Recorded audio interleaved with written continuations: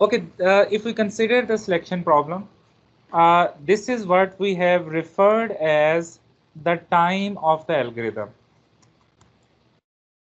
Okay, this whole mathematical equation is referred as time of the algorithm. Now it is very interesting. This is time of the algorithm.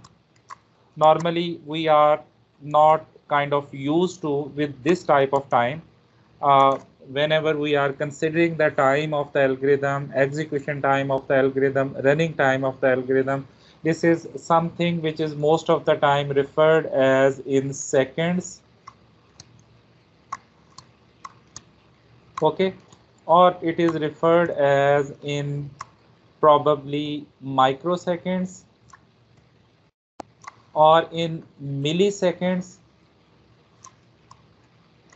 So this equation is probably not understandable for us how it is referring towards the time of the algorithm. You can also consider this situation like this. For example, you are asked to develop the algorithm for a problem inside your organization by your seniors or by your superiors, and you just do some effort and try to write the algorithm, and after that you analyze the algorithm and you come up with this type of equation, and you just go to your manager or go to your head and just tell him that this is the time of the algorithm. This equation is actually time of the algorithm. So he may not able to understand this equation, how this equation is referring towards the time of the algorithm. This is probably not understandable for him if he do not belong to the domain of the computer science. This equation is probably not understandable for him, that how it is mentioning the time.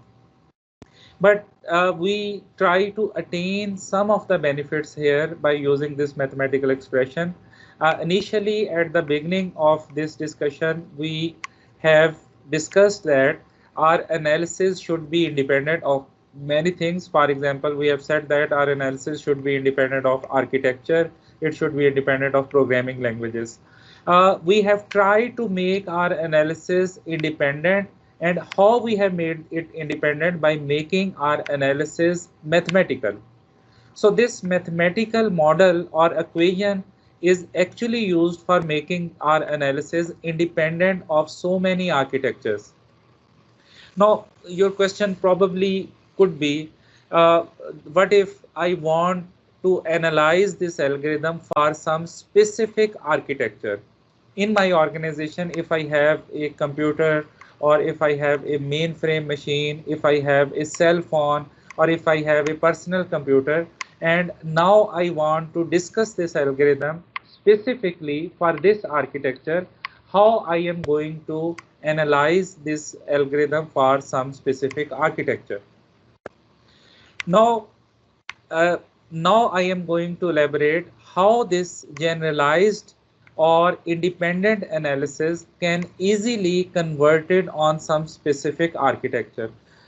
Now, for that purpose, you need to suppose the input size. What specifically is the input size on which you want to discuss the time of this algorithm with your seniors?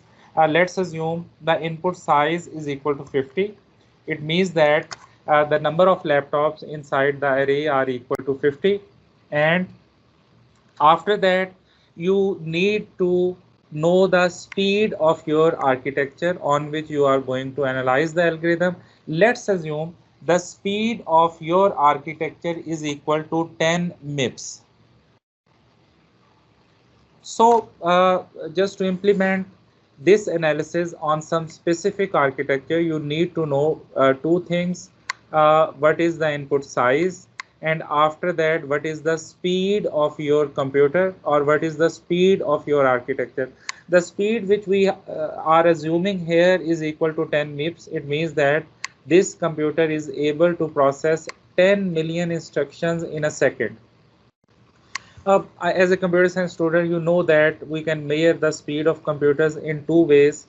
One method is known as the clock speed of the computer, It is referred as mostly in gigahertz. We normally refer that this computer clock speed is equal to 2 GHz.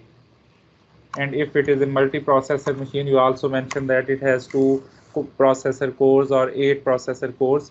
There are basically 2 ways of measuring the speed of a computer. One is the clock speed, and the other one is basically MIPS.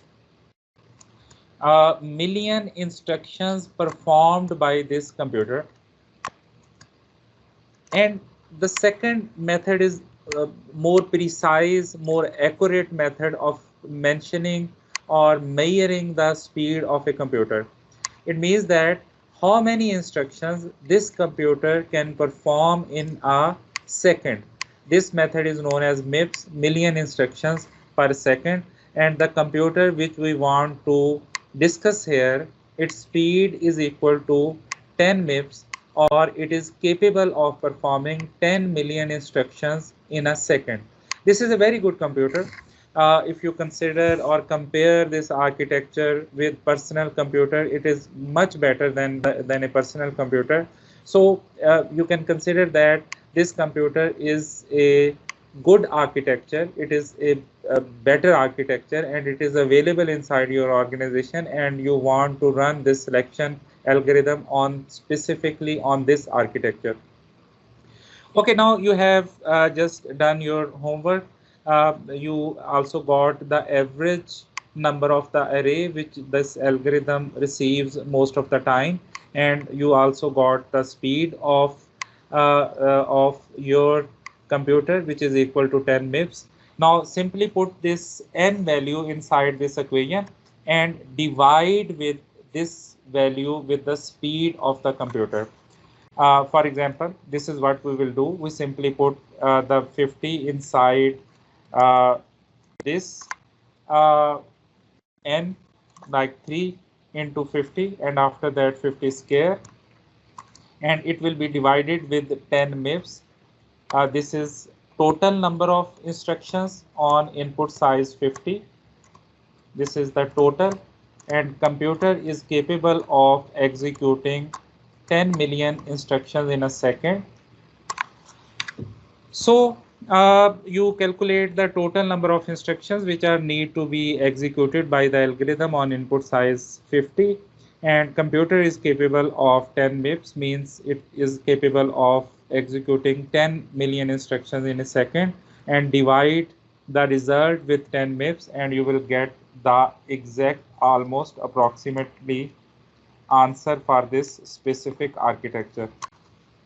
It is equal to 0.0123 seconds. It means that on input size 50, this computer will take 0.123 seconds. This is what you will tell to your managers. You will not tell to your managers the equation which you get after the analysis. This is what you will communicate to your manager. And definitely you can check the speed of this algorithm on a cell phone, and you can also check it on a personal computer, or you can also check it on a mainframe or supercomputer.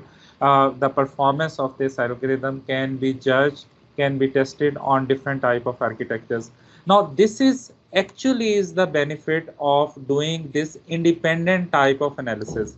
This independent type of analysis, mathematical analysis, can be easily convertible, can be easily like